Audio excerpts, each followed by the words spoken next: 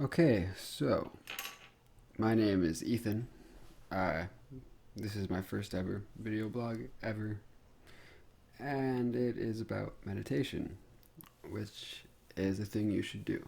Basically, the blog is about why you should meditate. I'm not going to talk about how to meditate because there's a lot of great resources to that already. I'll put a link in the description to the website that taught me. Well, kinda. I learned from a lot of places. From, I guess, to the website that I would recommend now after reading about it a lot. Maybe I'll do a video about how to meditate later. I'll probably do one about why I started meditating eventually as well and how it changed my life. But for now, let's just focus on why you should meditate. There's a bunch of scientifically validated actual physiological benefits to it, like changes to the way your body does things, essentially. One of the most interesting ones, I think, is that it keeps your brain younger for longer, basically. If you look at a graph of people who meditate compared to people who don't, as you age, your memory retention and your IQ slowly tend to drop, which includes things like Alzheimer's disease and stuff like that. If you keep meditating, your IQ and memory retention stay stable, and if you meditate a lot, they can even climb up the more you meditate as you age, which is ridiculous and a good enough reason to meditate right there, like all by itself. But there are so many more. It connects parts of your brain better or differently. So there's this part of your brain that worries about you called your ventromedial prefrontal cortex. Don't ask how I know that. And basically it's always connected to your amygdala, which is the fear center of your brain, and your insula, which is where you have bodily sensations. And when you meditate, over time this connection is significantly decreased, which means when you do things like stub your toe or bang your head against the wall, instead of reacting with negative emotions, basically thinking, oh no, this is bad, there's a problem, something's wrong with me after doing that, it stops being such a big deal and you just think, oh, I stubbed my toe, no big deal. And actually it connects your what's it called, dorsomedial prefrontal cortex to your amygdala and insula in the same way, and also to your prefrontal cortex in general, so you understand other people better and you relate to them better when they get upset about stubbing their toe or banging their head against the wall or whatever it is that upsets them. It thickens your brain cortex. Studies have shown that a thicker brain cortex has a correlation to intelligence. So if your brain cortex is thicker, you're generally smarter. And meditators have shown up to double the brain cortex thickness that non-meditators have. It slows down your metabolism and lowers oxygen consumption. Basically, you age slower. Metabolism is the rate at which your body processes energy that you absorb, which is why people seem to think if you have a slower metabolism, you'll get fat, which isn't necessarily true. Depends on how much you eat, more so than your metabolism. So if you eat healthy and you slow down your metabolism, you'll be better off. A high metabolism is related to a high level of stress in your daily life or intense periods of growth if you're a child or a teenager or something. But basically, if you slow down your metabolism, you burn energy slower and you don't have to eat as much, and your skin cells don't deteriorate quite as fast. It's ridiculous. Just stop saying that'd be smart. It changes your brain waves. So normally your brain is in a state of beta wave activity. Beta wave, I'm not sure how you say that. But that's when you're like active doing something, thinking about the book you're reading or having a conversation with somebody. You're normally in beta wave activity. Well, when you're meditating, you can slow it down. First, you slow it down to alpha waves, which are slightly slower. It's a state you experience after having sex. Also, after leaving from like a calming walk in the woods or anything like that calms you down.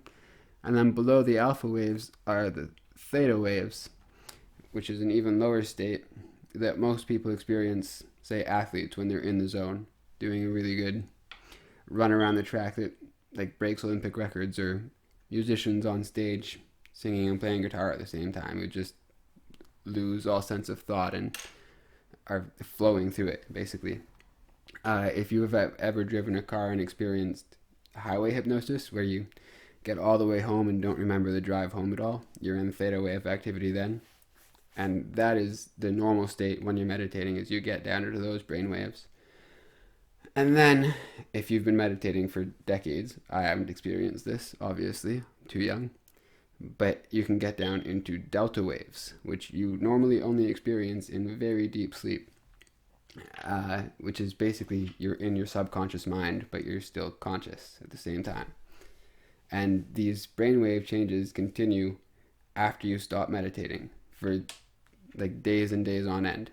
Even a month later, if you stop meditating, your brainwaves are still slower, which is, again, crazy that people aren't like forced to do this from school or something.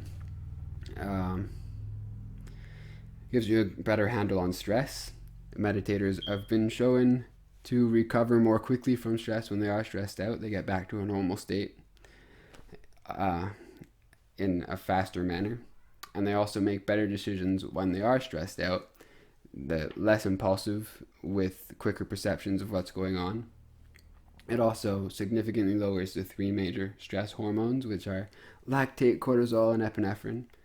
And it puts you in a state of wakeful relaxation, basically, because those hormones are at optimal levels instead of pumped up like they would be if you were, say, fighting with your boss or in a kitchen in the Friday night rush, trying to make 3 pizzas and a salad and a dynamite roll and a carbonara all at the same time. Not that I have experience with that. Oh wait, I do. Your body also releases more of the hormones that calm you down, like melatonin and GABA. I can't remember what that stands for. It's a neurotransmitter that basically inhibits stressful thoughts. And this is another one of the things that persists after you stop meditating, between meditation sessions, since you should keep meditating if you've started it already. It's been shown to switch on genes that protect you from things like pain, infertility, high blood pressure, rheumatoid arthritis, a whole bunch of other, like cancer. It switches on genes that make you more resistant to cancer. Decreases. I wonder if I should cut those out or if it's more entertaining with them. It decreases your muscle reflex time, so you get like ninja reflexes. Probably a big reason why most martial arts traditions have meditation as a component of the practice. Relatedly, meditators also have better motor performance skills than non-meditators, so more hand-eye coordination, as shown by scientific tests, and greater balance as well, shown by science. It connects your two brain hemispheres, so you can switch between them more easily.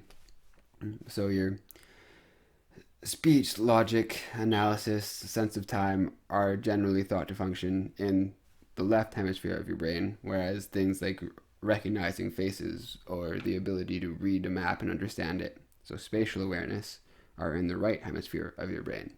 And most people go throughout their days operating almost solely in the left hemisphere, which is normal with the world that we live in. It's how we're programmed, basically. But when you meditate, your left hemisphere basically turns off. Like you shut it down, and you're in that free-floating spatial awareness part of your thoughts, which is something you don't normally experience. And it's interesting to experience a different thought pattern from what you normally do. I say thought pattern, but it's not a pattern. It's not logical, basically. And tests have shown that after you stop meditating, I'm going to say tests have shown a lot. Actually, the video is not that far from being over, but tests have shown that after you stop meditating, you still retain the ability to switch between these two modes of thought more quickly when you're bombarded with a series of tasks that force you to, like, say, reading a book out loud, to looking at a map, to building a Lego thing. To actually, that's probably both. I don't actually know what the tests they do are, but you understand, hopefully.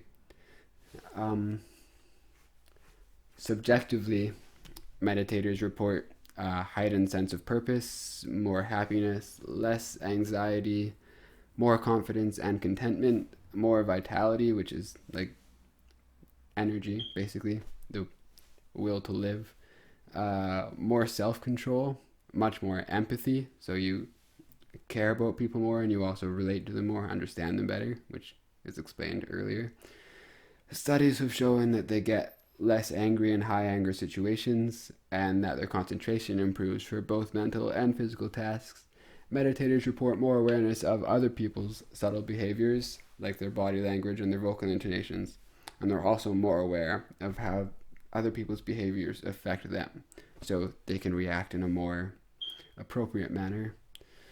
The main reason you should meditate, it's totally free, and it takes 20 to 40 minutes a day to do it effectively.